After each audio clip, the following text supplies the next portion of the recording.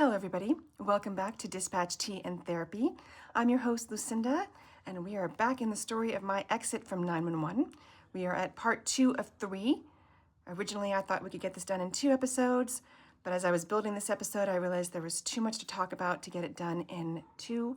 So next week will finally be the end of this arc, and then we can start talking about other topics of mental health and first responder stress, especially as it relates to 911. So, last week, we talked about the inquiry where the dates did not hold, the evidence did not hold, and the process moved forward anyway. The oral admonishment, the committee removal, and the critical incident stress debrief team that I could not apply for. Basically, it was identity erosion. That's what was happening. Today, I'm going to tell you about what happened after that and what I found out after I left. So, before we start, I want to mention again that this is something I have processed, so what you're about to hear is not a grievance, it is a case study, because what happened to me is not unique, it is a pattern, and naming the pattern is how we start to learn how to change it. So, after the oral admonishment, life continued. Weeks passed, maybe a couple of months. Things were unstable. They were good one week, bad another week. I still have notes to this day about my level of anxiety and why and where it was hitting me. Basically, me never feeling safe. But I was maintaining. I'd gotten really good at maintaining. And then came notice of another inquiry. Now, I want to own my own part first because I said I would always be truthful about my part in this as well. So here's the situation. I was on duty supervising a supervisor trainee, and I was distracted watching something non-work related with headphones partially on. They were like one ear on, one ear off. That was not okay. That was against policy. I am not disputing that. I own it fully. But let me tell you what else was happening that I didn't know about. The person that I was supervising, it is important to know, was not a new employee. They were not someone who didn't know the rules or the expectations. This was a tenured dispatcher who had been in 911 for a long time, who knew protocols and policies better than most people in the building. And they were sitting right next to me. They could have spoken up, raised their voice slightly, tapped on the desk, sent me a message on the CAD computer. They did none of those things. Instead, they picked up their personal cell phone device and without my knowledge, took a picture of me from behind, showing me in the screen. And then they sent it to their partner and maybe other people outside of the organization, maybe people inside the organization, all without my knowledge. I want to be clear that that is not a mistake. That is a choice made by someone who knew exactly what they were doing and what it would be used for. To this day, I am gobsmacked by how creepy, ethically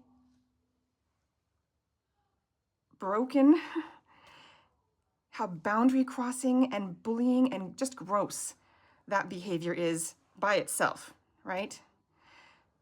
Here's the other thing I want to say about the inquiry. As a supervisor myself at the time, when I would catch a training officer doing the same thing, I addressed it in the moment. That's what we were supposed to do. That was the expectation. I would also maybe make an employee note in their file, right? It was never an automatic first-time inquiry. There was a conversation and a note. For me, it went straight to an inquiry. I was surprised by that, but I was not surprised by that, because I no longer trusted the systems. My thought at the time was, of course, this is just where we are now.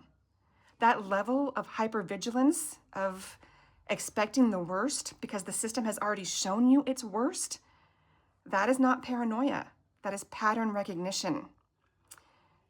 This photograph of me, unbeknownst to me, moved up the chain at our work environment as well. The operations manager knew, my direct supervisor. HR, who I found out later was going to be present for the inquiry and fact-finding, knew about it, which means that this photograph was accepted without scrutiny. And in addition to being told that supervisors supervise and handle in the moment, address the situation then, we're also many times told, don't use your personal devices for work-related things. It makes them subject to public disclosure records. And yep, that is something I have done, because I want you to think about this again. This is a personal photograph taken covertly, shared outside the organization, that HR and my supervisor thought was acceptable. That is not a policy failure. That is culture. And that culture went all the way up.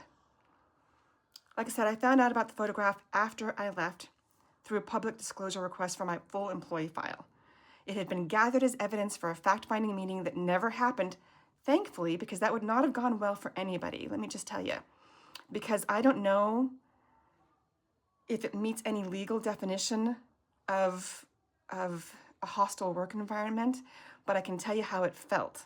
And it certainly at that point felt like a hostile work environment. And I feel like if I'd seen that photograph in that meeting with HR and my supervisor, I think I would have ended up saying, put me on leave, I want a lawyer. I really do. So I'm very grateful that inquiry fact-finding never happened, because it gets worse, if you can imagine. Regardless, I went on leave, did not return, so the fact-finding did not happen. But that photograph, it was waiting for me in that room like a ticking time bomb. I just never walked back into it. So here's where I want to take a moment to pause and introduce something properly for the first time on camera, and that is the FIRST ecosystem. I've mentioned this before, it's on my blog. The FIRST ecosystem, what it really stands for is the framework for invisible responder, stress, and trauma. Invisible responder for me is 911, right? So I am doing research on the invisible responder, stress, and trauma. And within that system are 5 layers, and I've talked about this before too. So F is foundational, right? That's the pre-employment history that we all bring with us, right? Our attachment patterns, our coping skills. And then there's I, institutional. And that's the organizational culture, right? That is the power structures, the gap between what institutions say they value and what they actually accept. There's R for relational, which is peer dynamics, supervisory relationships, the way trust or betrayal moves through a workforce. There's S, which is systemic, structural issues, including the misclassification of 911 workers as clerical or administrative. And then finally, level T is the traumatic, cumulative secondary traumatic stress and moral injury from high call volume exposure, right? So 5 layers, all interacting simultaneously. And vulnerability comes from the accumulation across all of those layers. What I just described with the whole covert surveillance photo taking being accepted maps directly onto 2 of those layers. The I layer, the culture that accepted a covertly obtained photograph as legitimate evidence without questioning the method. The R layer, a tenured colleague sitting right next to me choosing documentation over communication. Both layers simultaneously. That is the model in practice. I also want to mention really quickly that a PDR, public disclosure request, is a tool available to most employees. You can request your own documentation while still employed, and the blog will have a full how-to on how to do that. Here's the other thing that happened after I was on leave. Now, HR knew that I was on leave for mental health, right? And I've already mentioned before how I reached out to the director vulnerably, telling them that I was struggling, and the response that I got that was deflected, frankly cruel and cold, and referencing the negative feedback I'd provided about the organization, okay? What that all told me, though, was that there was no longer a safe place. Not my supervisor group, not my direct supervisor, not HR, and not the director. So the chain was complete, which is what ended up making me take the full 12 weeks.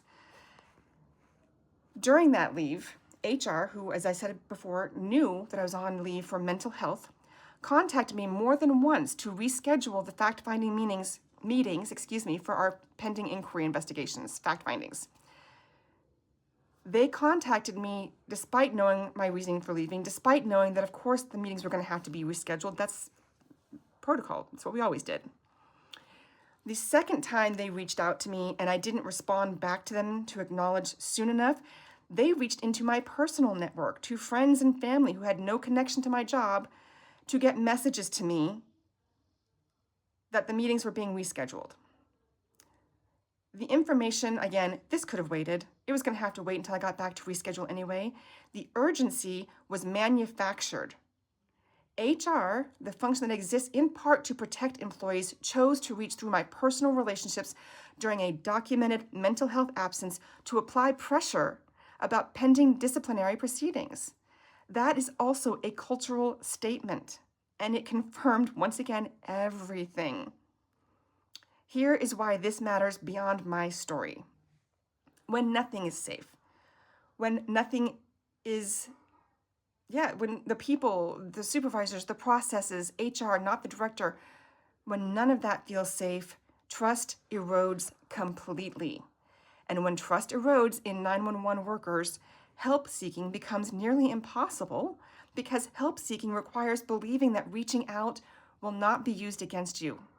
When an environment has shown you clearly and repeatedly that vulnerability gets deflected or weaponized, you stop reaching out. You absorb more. You stay in pain longer than you should. That is not weakness.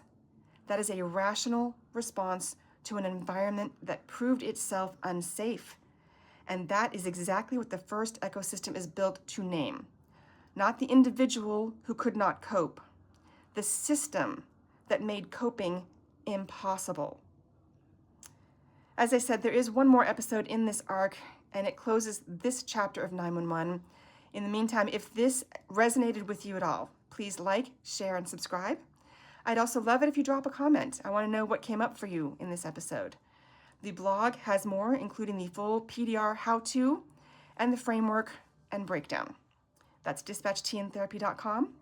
In the meantime, I hope you'll join us on Thursday for Poetry Thursday, where we'll be talking about Maya Angelou.